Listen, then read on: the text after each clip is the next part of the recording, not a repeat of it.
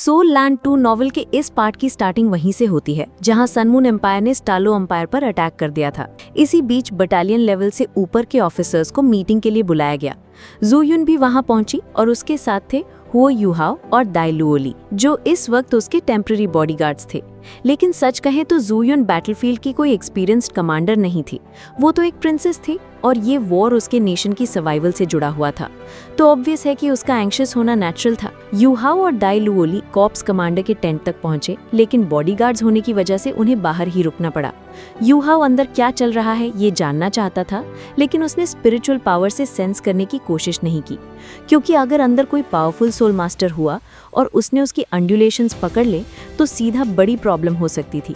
Meeting surprisingly बहुत short रही। सिर्फ 10 मिनट बाद जू युन बाहर निकली और जल्दी से बोली, जल्दी चलो बटालियन वापस। वो घोड़े पर चढ़ गई और दोनों बॉडीगार्ड्स तुरंत उसके पीछे हो लिए। रास्ते में दाई लुओली ऑलमोस्ट बोल ही पड़ा, यू नर, लेकिन युहाओ की नजर पड़ते ही उसने खुद को संभाला और बोला, बटालियन कमांडर। जू युन का फेस बिल्कुल सफेद हो चुका था। उसने सीधा कहा, फ्रंट लाइन्स पूरी तरह क्रश हो चुके हैं। नॉर्थ वेस्टर्न फील्ड आर्मी ने ऑर्डर दिया है कि हमें तुरंत इंपीरियल रेडियंट सिटी पहुंचना है और वहां डिफेंस तैयार करना है। रिट्रीट करने वाली आर्मी यहीं हमसे मिलेगी। ये सुनकर दाई लुओली हक्का बक्का रह गया। क्या फ्रंट लाइन्स क्रश हो गए? लेकिन मिंगडो माउंटेन रेंज तो स्टालो एम्पायर की सबसे मजबूत डिफेंस लाइन थी, जू युन ने भारी आवाज में बताया। सन मून एम्पायर ने अचानक इन्वेजन लॉन्च किया। उन्होंने कई class 9 stationary soul cannon shells mountain range के कमजोर हिस्सों पर गिराए और एक बड़ा गैप बना दिया। फिर 4 soul engineer legions non stop attack करने लगे। उनका ये relentless onslaught north western field army को पीछे धकेल गया। यहाँ तक कि सेंट्रल रीजन पर भी एक क्लास 9 स्टेशनरी शेल गिरा और वहाँ काउंटलेस सोल्जर्स मारे गए या घायल हो गए। अब टिकना नामुमकिन है, दाई लुओली घबराकर बोला। मेरे पिता व्हाइट टाइगर ड्यूक, जू युन ने बताया। मार्शल दाई पूरी ताकत से अपनी आर्मी को बचाने की कोशिश कर रहे हैं, लेकिन सन मून एम्पायर का असॉल्ट बहुत ही भयंकर है। उन्होंने hand that protects the nation के 5 में से 3 फिंगर्स मोबिलाइज कर दिए हैं। अटैक इतना सडन और इतना डिस्ट्रक्टिव था कि रोकना इम्पॉसिबल हो गया।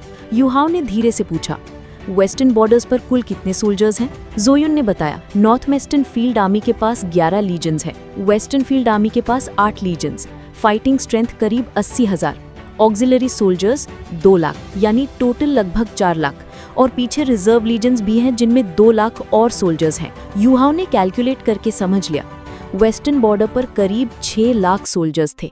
लेकिन इतने बड़े डिफेंस सिस्टम के बावजूद सन मून एम्पायर ने उन्हें तोड़ दिया। ये clearly stationary soul cannon shells की डिस्ट्रक्टिव पावर का सबूत था। इंपीरियल रेडियंट सिटी पहुंचते ही 6th रिजर्व लीजन मोबिलाइज कर दिया गया। सिटी के गेट्स बंद हो गए, हर जगह अलर्ट बढ़ गया। सोल्जर्स को ग्रेनरीज और आर्मरीज की सिक्योरिटी पर तैनात कर दिया गया।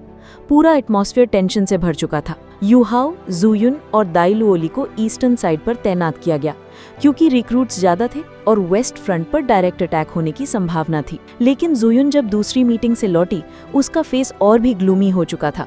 उसने कहा, सिचुएशन और भी खराब हो गई है। व्हाइट टाइगर ड्यूक अपने पर्सनल सोल्जर्स के साथ रियर गार्ड कर रहे हैं ताकि आर्मी रिट्रीट कर सके। वेस्टर्न फील्ड आर्मी पर एक और अटैक हुआ है और सन मून एम्पायर ने कम से कम 6 class 9 stationary cannon shells use किए हैं।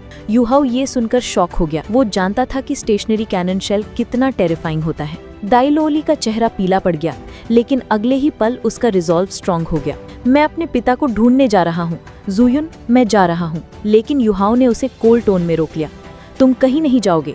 एक सोल एल्डर जिसके पास 4 सोल रिंग्स भी नहीं है, वो फ्रंट लाइन्स पर जाकर क्या कर लेगा? तुम्हारा जज्बा अच्छा है, लेकिन ये ब्रेनलेस ब्रेवरी है।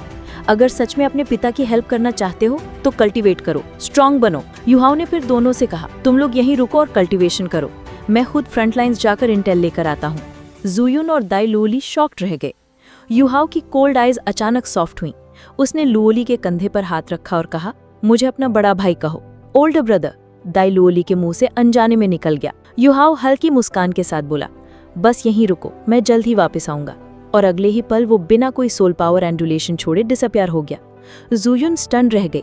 अब मुझे पूरा यकीन है कि उसे तुम्हारे पिता ने नहीं भेजा। फिर युहाओ स्काई में उड़ा, अपनी इमिटेशन एबिलिटी एक्टिवेट की और अपनी स्पिरिचुअल पावर पूरे सिटी पर फैला दी। इंपीरियल रेडियंट सिटी की डिफेंस सन मून एम्पायर की सनराइज सिटी से कहीं पीछे थी। युहाओ को लगा, पता नहीं स्टालो एम्पायर इस बार कब तक सरवाइव कर पाएगा। वो वेस्ट की ओर बढ़ा और रिट्रीटिंग सोल्जर्स को देखा। उनका हाल बेहद बुरा था, घायल, हताश और पूरी तरह डिसऑर्गेनाइज्ड। यू हाओ क्वाइटली ग्राउंड पर उतरा और खुद को डिफीटेड आर्मी में मिला लिया। वो पहले से ही एक नॉर्मल सोल्जर के डिस्गाइज में था। धीरे धीरे उसने बाकी सोल्जर से सच जाना। असल में स्टारलू एम्पायर की एरियल सर्वेलेंस बहुत वीक थी। सनमून एम्पायर पावरफुल इंडिविजुअल्स को बैचेस में बॉर्डर क्रॉस करवा चुका था। पहले उन्होंने क्लास 9 स्टेशनरी कैनन शेल से तबाही मचाई और फिर उनके टॉप एक्सपर्ट्स ने सीधा हमला कर दिया। उन्होंने ऑफिसर्स को टारगेट किया और हर जगह केओस फैला दिया। रिजल्ट ये हुआ कि पूरी north western field army collapse कर गई।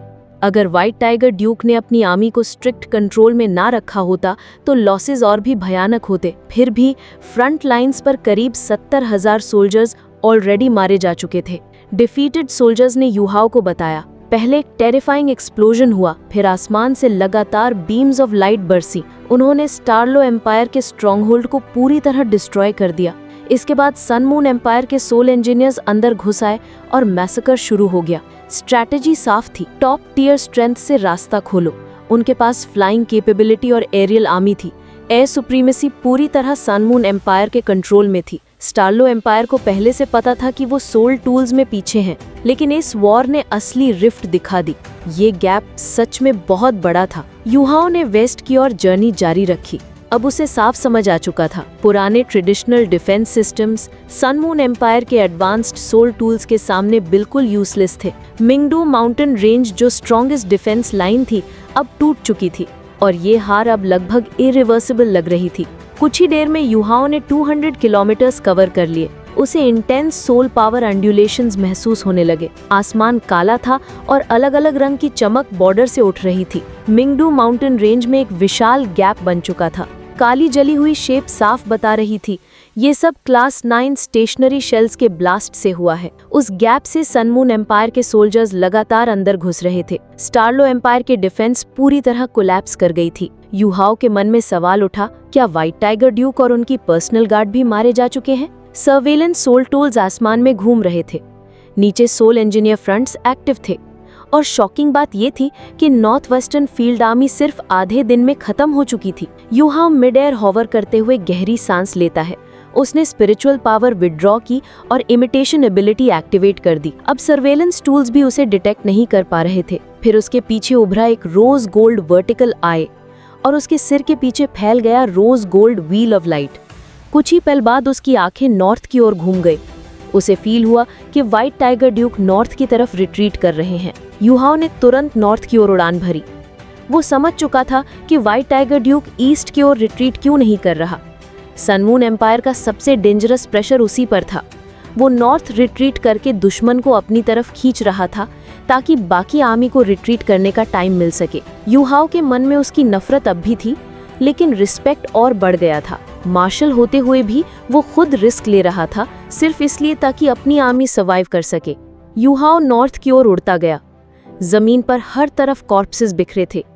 ये साफ था कि लड़ाई बहुत वायलेंट रही थी, लेकिन सोल्जर्स की संख्या कम थी, 10,000 से भी कम। यानी ये क्लैश दोनों तरफ के एलीट ट्रूप्स का था।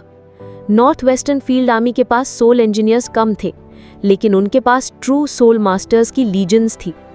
ऐसी ही एक soul master legion white tiger duke के कमांड में थी, 1000 से भी ज्यादा प्योर सोल मास्टर्स की। यू हाओ कॉर्प्सेस देखकर समझ गया, कम से कम 2 soul engineer legions white tiger duke को चेज कर रहे थे। और ये कोई नॉर्मल लीजन्स नहीं थे, ये थे hand that protects the nation के बीस्ट रैंक लीजन्स। पहला, ईविल टायरेंट लीजन। यू हाओ ने इन्हें पहले भी देखा था। यही लीजन था जिसकी वजह से वांग क्यूअर ने खुद को कुर्बान कर दिया था। दूसरा, terror claw soul engineer legion. ये दोनों legions top tier soul tool से लैस थे। हर सोल्जर की स्ट्रेंथ कम से कम क्लास 4 सोल इंजीनियर जितनी थी और टीम वर्क में ये अनमैच्ड थे। यू हाओ ऑलमोस्ट 1 घंटा उड़ चुका था जब उसे दूर फ्लिकरिंग लाइट्स नजर आईं। वहां इंटेंस बैटल चल रही थी। क्लोजर पहुंचने पर आसमान में 2 ग्रुप्स क्लियरली दिखाई दे रहे थे। ब्लू लाइट में evil tyrant legion, dark gold light में terror claw soul engineer legion. दोनों लीजन्स ने अपना स्काई में डोम बना रखा था। उनके फ्लाइंग सोल टूल से स्पाइक शेप्ड एमिटर्स निकल रहे थे, जिनसे सोल पावर मिलकर विशाल डोम्स बन रहे थे। यू हाओ ने नीचे कॉर्प्सेस भी देखे। सनमून एम्पायर के कुछ इंजीनियर्स ही मरे थे। लेकिन स्टारलो एम्पायर के काउंटलेस सोल मास्टर्स और गार्ड्स शहीद हो चुके थे। आसमान से लगातार सोल रेज ग्राउंड पर बरस रही थी। 3 से 5 इंजीनियर्स की टीम्स ब्लास्ट्स कर रही थी। हर बार ग्राउंड पर मैसिव एक्सप्लोजन हो रहा था। नीचे डिफेंस डोम्स भी एक्टिव थे, लेकिन वो बहुत स्कैटर्ड थे, लगभग 100 अलग अलग लाइट्स। साफ था कि ग्राउंड पर सिर्फ सोल मास्टर्स अपनी जान लगाकर डिफेंस कर रहे थे। गाइस, नेक्स्ट एपिसोड बहुत ही इंटरेस्टिंग होने वाला है, तो चैनल को सब्सक्राइब करना मत भूलना।